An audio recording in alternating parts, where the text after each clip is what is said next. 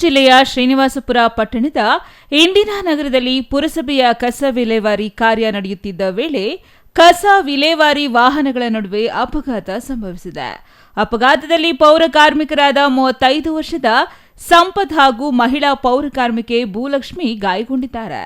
ಗಾಯಾಳುಗಳನ್ನು ತಕ್ಷಣ ಶ್ರೀನಿವಾಸಪುರ ಸರ್ಕಾರಿ ಸಾರ್ವಜನಿಕ ಆಸ್ಪತ್ರೆಗೆ ದಾಖಲಿಸಿ ಪ್ರಾಥಮಿಕ ಚಿಕಿತ್ಸೆ ನೀಡಲಾಯಿತು. ಸಂಪತ್ ಅವರ ಸ್ಥಿತಿ ಗಂಭೀರವಾಗಿದ್ದರಿಂದ ಹೆಚ್ಚಿನ ಚಿಕಿತ್ಸೆಗೆ ಕೋಲಾರ ಜಿಲ್ಲಾ ಆಸ್ಪತ್ರೆಗೆ ಆಂಬ್ಯುಲೆನ್ಸ್ ಮೂಲಕ ಕರೆದೊಯ್ಯಲಾಗುತ್ತಿತ್ತು.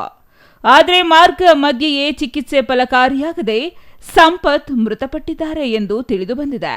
ಅಪಘಾತದಲ್ಲಿ ಗಾಯಗೊಂಡಿರುವ ಭೂಲಕ್ಷ್ಮಿ ಅವರಿಗೆ ಆಸ್ಪತ್ರೆಯಲ್ಲಿ ಚಿಕಿತ್ಸೆ ಮುಂದುವರಿದಿದ್ದು ಆರೋಗ್ಯ ಸ್ಥಿತಿ ಸ್ಥಿರವಾಗಿದೆ ಎಂದು ಮೂಲಗಳು ತಿಳಿಸಿವೆ.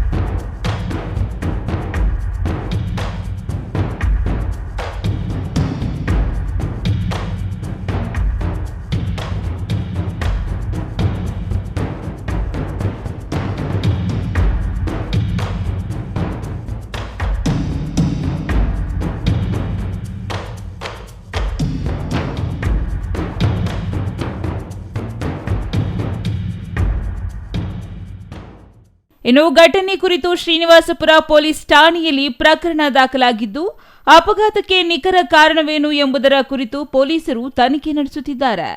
ಈ ದುರ್ಘಟನೆಯಿಂದ ಪುರಸಭೆ ಸಿಬ್ಬಂದಿ ಹಾಗೂ ಸಾರ್ವಜನಿಕರಲ್ಲಿ ಶೋಕದ ವಾತಾವರಣ ನಿರ್ಮಾಣವಾಗಿದೆ.